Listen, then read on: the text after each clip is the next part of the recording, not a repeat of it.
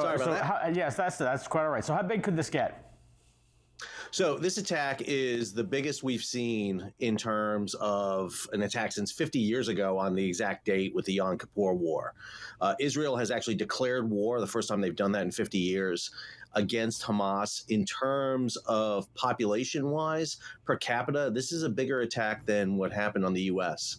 on 9/11. That's why a lot of people are referring to this as Israel's 9/11. Even though Israel knew about the potential of missile attacks out of the Gaza Strip, what has made this attack so different is the fact that Hamas has actually attacked outside of the fence. They were able to breach the fence, get over the fence, and launch these terrorist attacks against peaceful demonstrations, a concert. They've taken hostages.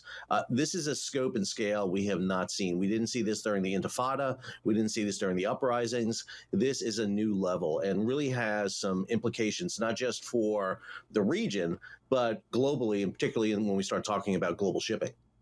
So let's look at that for just a second here. We've got a couple of maps we can show. I want to go to the narrow one first, just kind of show the very basic area of what we're talking about here. Obviously, Gaza Strip is the area of most concern, as there you see at the bottom left-hand portion of the screen here. So, Sal, take us through kind of what's affected. And I know you've done a video on the fact that there are 2 ports in Israel that could be affected by this, but they're up the coast from Gaza. Yeah, you actually have actually 3. You have that port of Ashkelon right there, which is the closest to Gaza. That is a tank terminal. That's been closed by Israel as of right now. It is too close to the proximity of the Gaza Strip.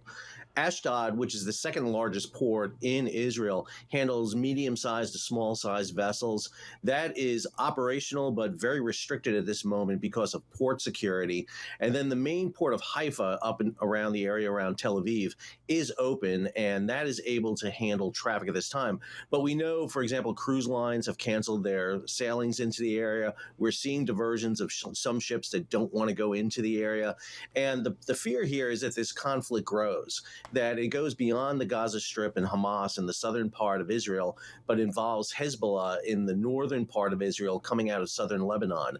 We know that Hezbollah has anti-ship missiles. They used these against the Israelis a few years ago.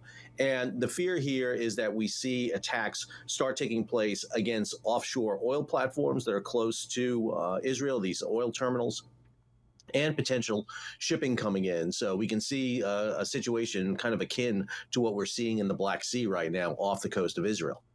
So let's go to the wider map here, and I just want to get your take on how things could possibly be affected. Obviously, you've got Gaza that goes down, touches Egypt. Not too far past that, you've got the Suez Canal there as well. I remember you mentioning during the Ukraine-Russia conflict, obviously, if Ukraine were to hit a Russian oil tanker, who knows what could happen at that particular point.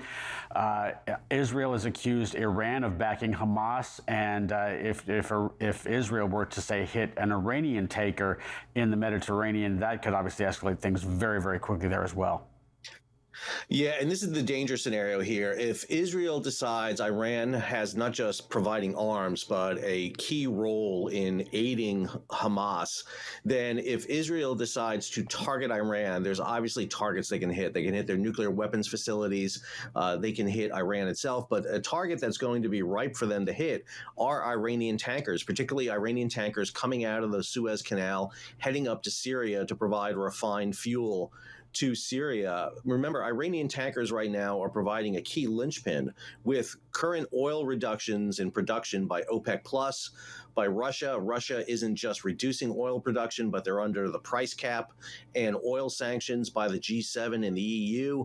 Iranian oil is flooding out into the marketplace, and Iranian tankers, Iranian national tankers of NTIC, that's their national shipping line, would be susceptible tankers. And for the past 5 years, we've seen Iran hitting Israeli-owned ships on a fairly consistent basis coming out of the Persian Gulf. So if Israel decides to hit Iranian tankers, Iran could retaliate in the Persian Gulf. This is oil that's heading out to supply Europe and China and the rest of Asia. This could conceivably cause fuel prices to spike exponentially if all of a sudden we see a reduction in available oil prices, oil stocks.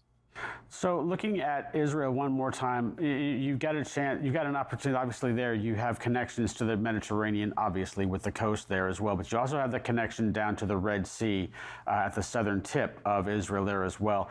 Is Israel running the risk here of really I know they're trying to isolate the Gaza Strip as much as humanly possible, but are they themselves isolating themselves from any basically trade coming into those areas because it's such a hot spot and there's only really 2 points of access?